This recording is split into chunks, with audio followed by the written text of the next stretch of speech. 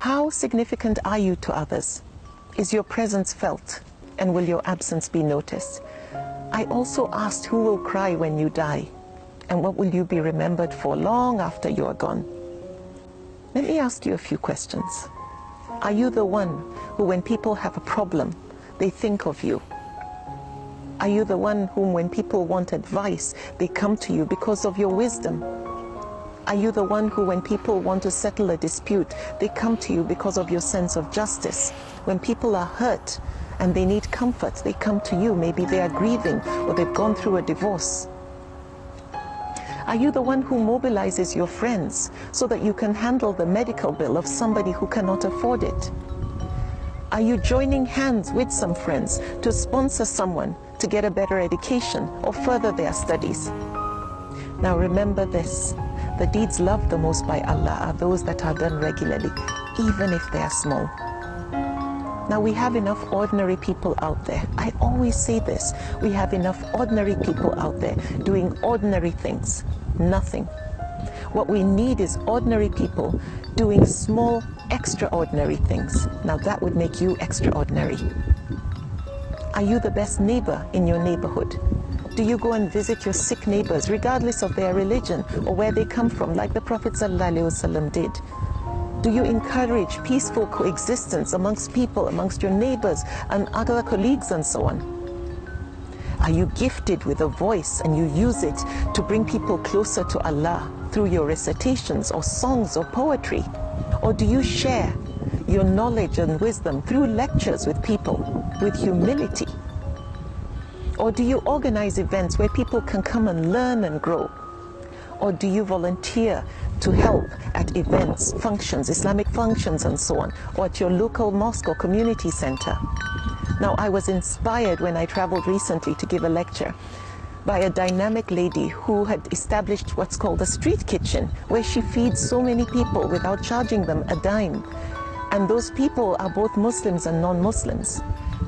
What I discovered from what she shared with me is that she had gone through a terrible divorce and was going through depression, and then she decided to do this. And the distraction has brought her so much fulfillment. To get away from the hurt, she turned her hurt into healing.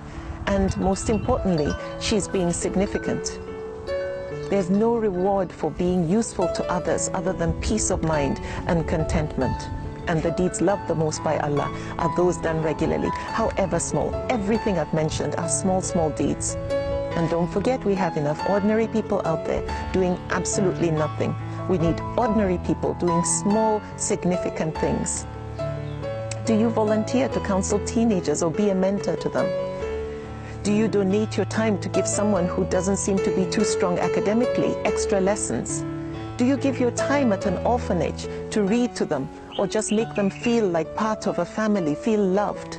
Or are you somebody who goes and shares stories of everyday heroes through social media or through the media so that we celebrate people for what they do? Are you the one who puts a smile on people's face by telling them, well done? That is being significant. Are you a ray of sunshine for people because of your positive nature? You're optimistic. Or are you the one who silently likes to help? Help the underprivileged who don't know that you are a donor. Or people and birds sit under the shade of a tree, enjoy the fruits and the shade, the coolness and the breeze, and they didn't know you were the one who planted that tree. The deeds loved the most by Allah are those done regularly, even if they are small.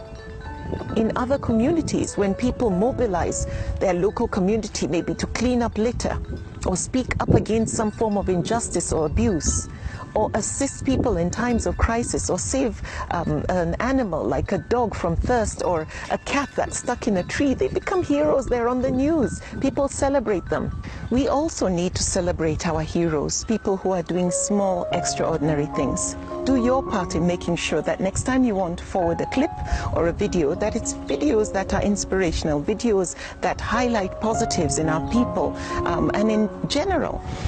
Make sure you don't forward those stupid videos that unfortunately eat away at the fiber of our character. Now, all these things I've mentioned are those deeds that are loved the most by Allah, even though they are small. All these acts are being the most useful. This is Islam in motion.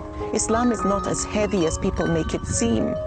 Now, being a Muslim is a combination of being good and doing good, and forbidding wrong and making sure we enjoy